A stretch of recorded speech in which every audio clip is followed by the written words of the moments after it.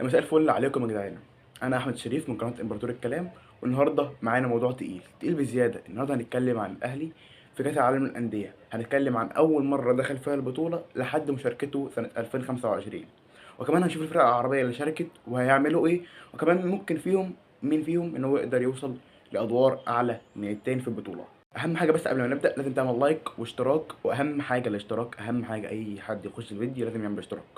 بص يا معلم، البطولة دي كانت معمولة، يعني دلوقتي بقى لها نظام جديد، بس هي كانت معمولة إن هي بتجمع من كل قارة البطل بتاعها. بيتنافسوا مع بعض في بطولة عالمية كده، يعني بطل أفريقيا، بطل أوروبا، بطل آسيا، بطل أمريكا اللاتينية.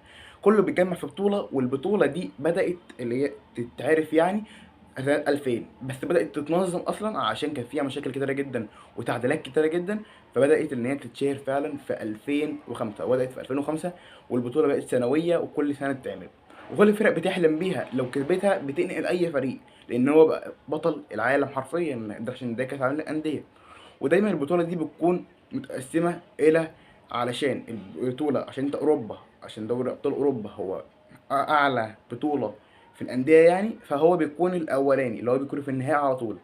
فالبطل بتاع افريقيا والبطل بتاع اسيا بيقعدوا بقى يتخانقوا بقى، واوكلاند سيتي بقى والاهلي والاتحاد وكل دول بيتخانقوا، وهو قاعد زي الباشا في النهائي مستني اللي هيخلص كل الحوار والعركه دي يطلع له يلعب معاه في النهائي. لكن كل واحد لاحظ ان في كل نسخه شارك فيها الاهلي ان الاهلي بيقاتل ان هو يقدر يوصل للنهائي، بس للاسف هو ما وصلش للنهائي ولا مره. بس هو خد قبل كده ان هو برونزيه خدها اكتر من 3 مرات. فهو فعلا نادي عالمي. هو الاهلي مش مجرد نادي، هو النادي العظيم، نادي افريقيا الاول، نادي مصر الاول، اللي بيقدر يستحوذ على كل البطولات اذا كانت افريقيه محليه، وكمان برونزيات عالميه زي كاس العالم للانديه. وده ليه بقى؟ عشان الاهلي بقى يا معلم هو ملك افريقيا. اكتر نادي افريقي شارك في كاس العالم للانديه، شارك فيه 8 مرات والمره دي التاسعه. يعني قبل نسخه 2025 هو اول مره شارك فيها سنه، اول مره كان موجود فيها سنه 2005، شارك فيها في اول مره. طلعنا من اول ماتش بس خدنا فيها خبره، يعني اللي هو فعلا اللي انت تتعلم من اخطائك عشان تيجي في 2006. 2006 لما دخلنا الاهلي فاجئ الناس كلها ان هو خد مركز ثالث في البطوله. يعني متخيل انت دخلت البطوله في اول ماتش خرجت، السنه اللي بعدها انت خدت مركز ثالث، يعني انت خدت بطل اوروبا وبطل امريكا اللاتينيه اتنين، وانت بطل افريقيا انت التالت. فانت خلاص انت كده بتعلى، وتفكيرك العالمي بيعلى. وطبعا في ناس كتيره فاكره الماتشات دي كنا بنلعب فيها كأننا بنلعب في النهائي. بس للاسف احنا غبنا سنه 2007 عشان ما فوتناش بطوله افريقيا سنتها. لكن في 2008 رجعنا، كانت مشاركه مش قد كده. بس 2012 و2013 كانت نفس الحكايه برضو، مش حاجه يعني، مش عملناش برضو حاجه عالميه. بس يعني في وقتها برضو كنا محبطين شويه وتعبنا شويه. لكن تعالى بقى النسخه الاخيره 2020 خدنا التالت، و2021 خدنا التالت برضو. وبرضه كل ما نقدم فرق عالميه زي بايرن ميونخ وبالميراس وريال مدريد، الاهلي بيدخل في فرق جامده، فهو بيعرف ان هو بيتقارن بفرق العالم الكبيره زي اللي خدوا تشامبيونز ليج، ولا انهم بيتقارنوا بريال مدريد وبايرن ميونخ. بقى في فرق كبيره بتطلع بتقول في لقاءات ان احنا خايفين ان احنا نلاعب الاهلي المصري. ليه؟ علشان الاهلي المصري قدر ان هو يحفر اسمه في كاس العالم للانديه، او ان هو يحفر اسمه ان الناس او الفرق الكبيره تقدر تخاف منه. انا برضو النهارده مش جاي مثلا اتكلم على الاهلي بس او انجازه بس. احنا برضو عايزين نعرف هو ايه برضو الفرق، ولا هل الاهلي بس هو الفرقه العربيه الوحيده اللي شاركت في كاس العالم؟ لا على فكره، علشان برضو اسيا كان بيخش. فمثلا في زي نادي زي الرجاء المغربي عمل انجاز جامد جدا سنه 2000 و 2013، وخد مركز تاني، يعني وصل للنهائي وخسر قدام بايرن ميونخ. زي الوداد اللي شارك بس ما قدرش يوصل لادوار عاليه، يعني هو خرج من بدري. والهلال السعودي اللي ظهر بقوة جدا في آخر نسخة، ده خد مركز رابع في 2019، وفي 2022 قدر إن هو يقدم مستوى عالمي ووصل للنهائي.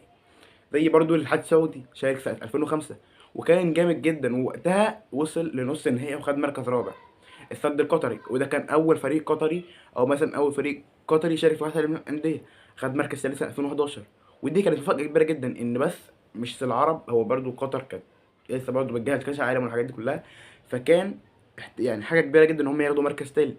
ودي كانت مفاجأة كبيرة، يعني مش بس للعرب، مش احنا بس، يعني العرب مش مجرد مشتركين بس. العرب مش جايين يشاركوا، هم جايين ياخدوا بطولات، او جايين مثلا يعملوا او يحفروا اسمهم في البطوله. لا، هم منهم بيكسروا التوقعات وبيوصلوا للنهائي ونص النهائي وياخدوا تالت وياخدوا رابع. هم العرب بيجي ياخدوا عشان يقفوا قدام العمالقه بتاعت انديه اوروبا. وانا كده بقى حكيت لك عن كل الانديه العربيه والاهلي بالذات من اول ما البطوله بدات لحد البطوله دي. البطوله دي بقى ايه؟ البطوله دي نسخه 2025. بص يا معلم، دي اول بطوله تكون 32 فريق، يعني زي بتاعه المنتخبات. زي بتاعه المنتخبات ازاي؟ عشان بتاعه المنتخبات كانت 32، ودي اول مره تكون في حياه كاس العالم للانديه يكون 32 برضه. يعني الاهلي قدام فرصه يطلع ان هو يكون يثبت ان هو فعلا نادي القرن الافريقي. لو الاهلي وقع في مجموعه اللي هي بتاعت انتر ميامي وبورتو وبالميراس، هو يقدر بعد التعادل مع انتر في اول مباراة الافتتاحية، والمباراة التانية اللي عملت بين بالميراس وبورتو برضه تعادلوا 0-0. فهو لحد دلوقتي برضه الاهلي متصدر البطولة، متصدر المجموعة بتاعته. علشان مثلا لو فاز مع بالميراس المباراة الجاية، يكون هو الأكتر واحد جايب نقط 4 تجوان. وممكن برضو أي حد من إنتر أو بورتو حد يفوز برضو، بس بيكون 4 نقط بس. برضو هيفضل الأهلي هو رقم واحد. ليه؟ عشان الشباك نظيفة، أو إن هو أقل واحد ياخد إنذارات في المجموعة. وكمان البطولة دي بطولة طويلة، يعني فيها فرص كبيرة إن هو ممكن الأهلي لو فضل برضه يعمل ده الرجول اللي عمله في ماتش إنتر ميامي، هو ممكن برضه يعلى ويكون ممكن يوصل لأدوار عالية جدا ويكسب كبار. يعني دي فرصة كبيرة إن النسخة اللي فاتت ما تكونش أحسن حاجة بالنسبة للأدوار اللي احنا رحناها يعني، بس دي ممكن تكون فرصة حلوة للنادي الأهلي. بالنسبة بقى للفرق الأوروبية دي هتكون صعبة، لكن كل الكورة ما فيهاش مستحيل.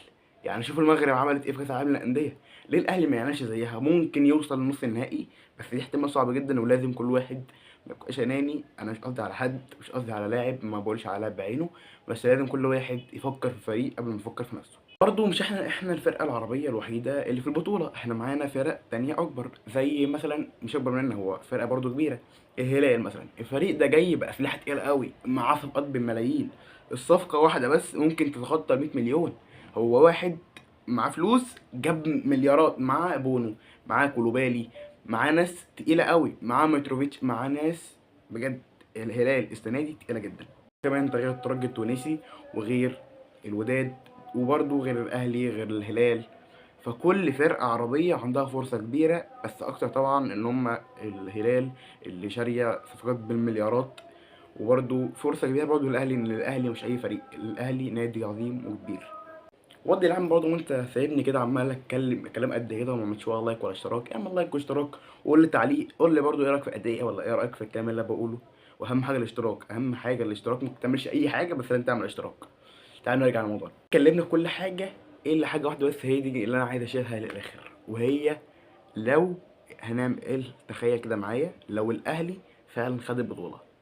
تخيل بقى لو الاهلي هو خد البطوله كاس العالم للانديه، مصر كلها تبلع فرحه. مش مصر كلها، والوطن العربي وافريقيا واي حاجه هتكون مش مصدقه ان النادي الاهلي المصري هو فاز بكاس العالم للانديه في وسط العتاوله الموجودين في البطوله السنه دي.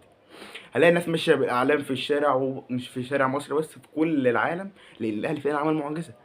حد مثلا هتلاقي كل الاهلاويه في العالم كله عماله تنزل بوستات وتنزل حاجات ان ده حدث تاريخي مش هيتكرر بسهوله. وساعتها بقى محدش هيتكلم غير عن الاهلي العالمي.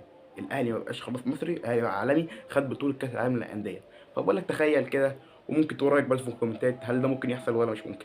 وفي الاخر يا معلم، الاهلي بيشارك عشان يشرف افريقيا والعرب، والفرق العربيه كلها بتحاول انها تصنع نفسها تاريخ في البطوله دي. هي البطوله صعبه، مش سهله خالص، علشان هي فيها 32 فريق، وبرضه فرق كبيره، مش اوروبا بس، يعني فرق كتيره جدا من قارات كتيره. ولكن الامل موجود، وطالما الاهلي بيلعب بروح القتاليه، بروح الفانلة الحمراء، بروح اللي كان بيلعب فيها في ماتش انتر ميامي، كانت روح عظيمه، وقدر ان هو كان ممكن يكسب الماتش ده بسهوله، بس ما حصلش نصيب. وبرضه لازم نفتكر المقولة اللي بتقول إن الكورة ما فيهاش مستحيل. ولو عجبتك الحلقة دوس لايك، اعمل اشتراك، وفعل زر الجرس عشان يوصلك كل جديد، وأهم حاجة الاشتراك. واعمل لي كومنت قول لي إيه رأيك في أدائي.